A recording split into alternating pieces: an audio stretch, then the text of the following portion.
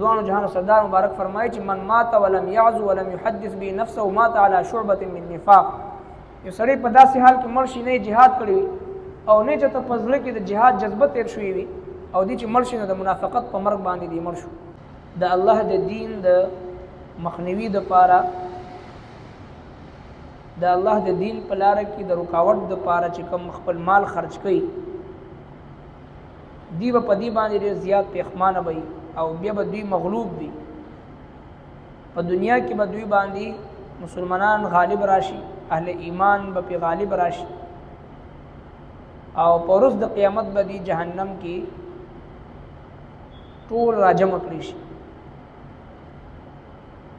او دا قانون د الله تبارک وتعالی څه دپاره دی نو فرمایي لیمیز الله الخبیث دپاره دی چې جدا کړي الله جل شانه ناپاک من الطیب د پاک نه.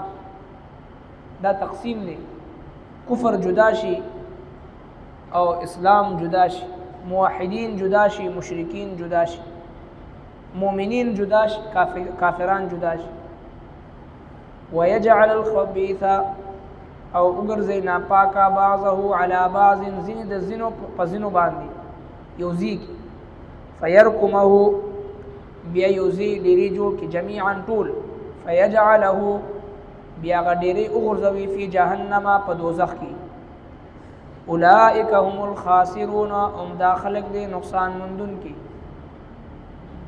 دا قانون فطرت دی چې کله هم دغه مشرکین دا کفار د اسلام مخالفین دوی په خپل منځ کې د اسلام د رکاوټ د اسلام په لاره کې د رکاوټ دپاره ګډ جوړ وکړي نو دغه ناپاکه خلق دا پلیت خلق او مسلمانانو کې هم چې کوم منافقین وي بظاهره باندې کلمه لستونکي او دننه یهودیان وي، دننه عیسایان وي، دننه هندوان وي، هغوی هم د هغوی سره ملګري شي او دا ټول چې کله په خپل منځ کې یو شي نو د الله جل شانه عذاب په دوی باندې په یو ځای راشي. فرمایي فیجعله فی جهنم.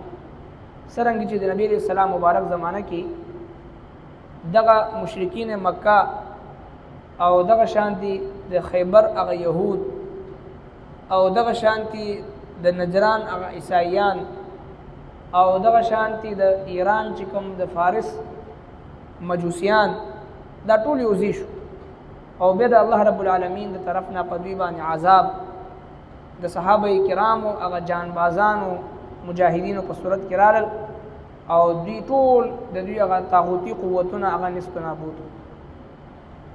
اوس دوی ته دعوت فکر ورکوي. قلت ورته وویل للذین کفروا کسانو چې کافران دي ان ینتهوا کچرې دوی منع شي یغفر لهم نو بخنه به وشي دوی ته. اوس هم کچرې دوی منع شي او ایمان وروړي یغفر لهم نو بخنه به وشي دوی ته ما قد سلف د هغه څه چې تیر شول چې څه تیر شوي دی په تیره زمانه کې څومره کفر کړی دی، شرک کړی دی، د اسلام په مقابله کې سازشونه یې کړی دی، قتل و قتال یې کړی دی، هر څه به ورته معاف شي. ځکه الاسلام یهدم ما کان قبله. د اسلام دا خوبي ده چې کله یو مسلمان چې کله یو کس د 100 کالو مشرک کافری او صدق دل سره چې لا اله الا الله محمد رسول الله وي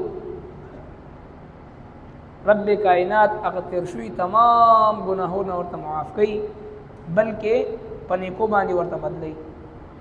دا د الله رب العالمین قانون قدرت دی، رحمت دی. ان ینتهوا کچرې دوی منع شي یغفر لهم نو بخنه به وشي دوی ته ما قد سلف د هغه څه چې تیر شول. وان يعودوا او کچرې دوی دوباره داسې وکړي فقد مضت سنت الاولین پس بېشکه تیر شوي د حالت د مخکیني خلکو. کچرې دوی واپس د اسلام خلاف دغه جنګونه کوي، سازشونه کوي، نو بیا د کافرانو تاریخ د دوی مخې ته موجود دی. وقاتلوهم او جنگ کوي دوی سره حتی ترضی لا تکون فتنه چې پاتې نشي هغه فتنه ويكون الدين او پاتې شي دین كله لله ټول د الله دپاره. فإن انتهوا پس کچرې دوی منع شي فإن الله نبشك الله جل شانه بما يعملون پاغس چې دوی کوي بصیر ګوري. وإن تولوا کچری مخ وګرځولو فاعلمون پوهشي ان الله مولاکم بشک چې الله جل شانه تاسو مرګري دي. نعم المولا ډیر ښه مرګري دي. ونعم النصير او ښه مدد کوونکی دي. وقاتلوهم حتى لا تكون فتنه کافرانو سره په جهاد کې قتال وکي تر څو پورې چې دا ټول فتنې ختم شي او دا ټول باطل ادیان چې کوم د الله د دین په مقابله کې راغلي دا ختم شي. ويكون الدين كله لله یو د الله دین پاتې شي. حاکمیت اعلی په دنیا باندې صرف د یو الله رب کائنات پاتې شي.